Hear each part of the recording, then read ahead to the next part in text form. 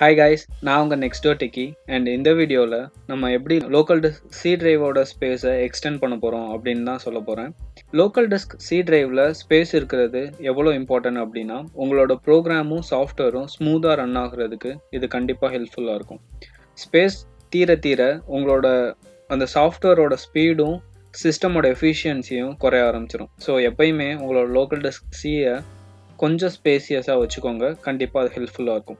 என் சிஸ்டமில் வந்து ஒரு 500 GB SSD இருக்குது. அதை வந்து நான் ஒரு 5 பார்ட்டிஷனாக பிரிச்சிருக்கேன். இது வந்து ஒரு ரிமூவபிள் ட்ரைவ். ஸோ இதை பற்றி நம்ம பெருசாக மைண்ட் பண்ணிக்க வேணாம்.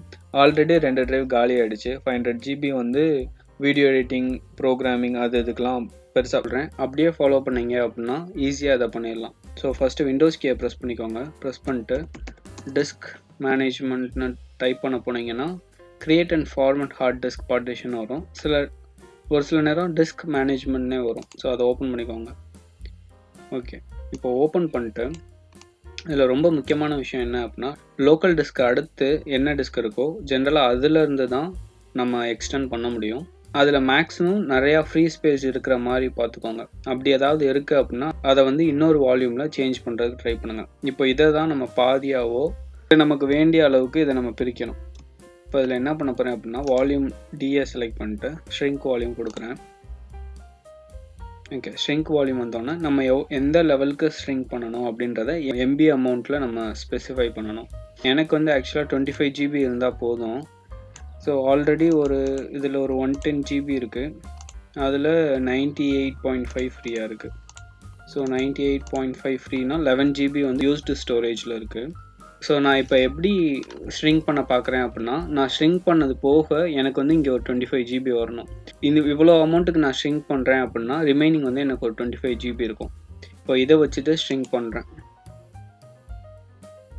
ஓகே, இப்போது இது அன்அலோகேட்டட் ஆயிடுச்சு. ஒரு 25 GB இருக்குது. இதை வந்து நான் ஒரு நியூ சிம்பிள் வால்யூம் சேஞ்ச் பண்ண போகிறேன். ஸோ நெக்ஸ்ட் கொடுத்துட்டு நெக்ஸ்ட் இதில் எதுவுமே சேஞ்ச் பண்ணுறதுக்கு இல்லை, எல்லாமே நெக்ஸ்ட் கொடுக்குறது மட்டும்தான். So next finish. ஸோ இது வந்து இப்போ ஒரு நியூ வால்யூமாக ஜென்ரேட் ஆகிடுச்சு. இப்போ நான் என்ன பண்ண போகிறேன் அப்படின்னா, ஸோ இந்த டியில் இருக்கிற மொத்த இதையும் காப்பி பண்ணி இந்த ஜியில் ஸ்டோர் பண்ண போகிறேன். ஓகே, இது ஒரு 12 GBன்றனால ஒரு கப்புள் ஆஃப் மினிட்ஸ் ஆகும். ஸோ அதை ஃபாஸ்ட் ஃபார்வர்ட் பண்ணிடலாம்.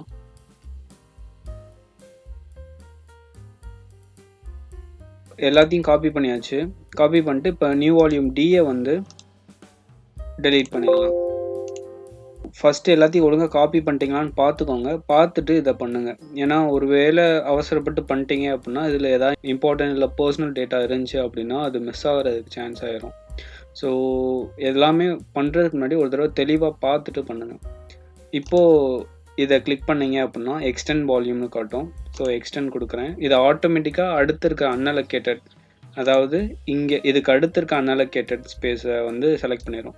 இதுவே நீங்கள் வால்யூம் ஜியோ, வால்யூம் இ இல்லைனா வால்யூம் எஃப்எல்லாம் செலக்ட் பண்ணுறீங்க அப்படின்னா உங்களுக்கு எக்ஸ்டெண்டட் வால்யூம் ஆப்ஷன் காட்டாது.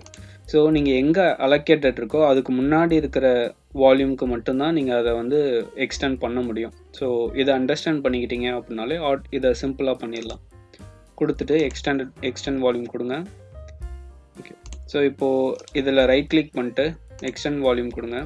இதில் எதுவுமே சேஞ்ச் பண்ணுறதுக்கு இல்லை, எல்லாமே டிஃபால்ட் தான். So next finish. ஸோ நமக்கு வந்து 140 GB வந்து சியில் வந்து நம்ம அசைன் பண்ணியாச்சு. ஸோ இங்கே ஒன்றா 118லே இருக்குது அப்படின்னா ஒன்றும் இல்லை, ரெஃப்ரெஷ் ஆகாமல் இருக்குது.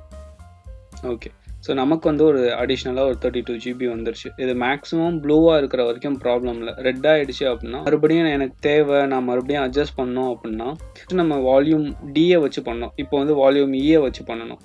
சேம் ப்ராசஸ் தான். இதில் இருக்கிற எவ்வளோ லோடை கிளியர் பண்ண முடியுமோ எல்லாத்தையும் கிளியர் பண்ணிட்டு அதை வந்து எஃப்லேயோ ஜிலேயோ ஷிஃப்ட் பண்ணிட்டு அதுக்கப்புறம் இதை வழக்கம் போல் ரெண்டாக பிரித்து அதில் இருக்க ஃபஸ்ட் பார்ட்டை மட்டும் டெலீட் பண்ணிட்டு அப்படியே அலோகேட் பண்ணிடணும். ஸோ இதுதான் ப்ராசஸ்ஸு. உங்களுக்கு புரியலை அப்படின்னா நீங்கள் முன்னாடி இருக்க பாயிண்டில் போய் ரெஃபர் பண்ணிட்டு அதுக்கப்புறம் உங்களோட ப்ராசஸை ஸ்டார்ட் பண்ணலாம். ஸோ இது நம்மளே பண்ணக்கூடியதான். இதுக்காக ஒரு சர்வீஸ் சென்டர் போகணும் அப்படின்னு அவசியம் இல்லை. ஸோ வித் தட் நம்ம இந்த வீடியோவோட எண்டுக்கு வந்துட்டோம். ஸோ இந்த வீடியோ உங்களுக்கு பிடிச்சிருந்துச்சு, ஹெல்ப்ஃபுல்லாக இருந்துச்சு அப்படின்னா லைக் பண்ணுங்கள் அண்ட் உங்கள் ஃப்ரெண்ட்ஸ் அண்ட் ஃபேமிலிக்கு ஷேர் பண்ணுங்கள். அண்ட் இது வரைக்கும் என் சேனலுக்கு நீங்கள் சப்ஸ்கிரைப் பண்ணல அப்படின்னா please subscribe and thank you for வாட்சிங்.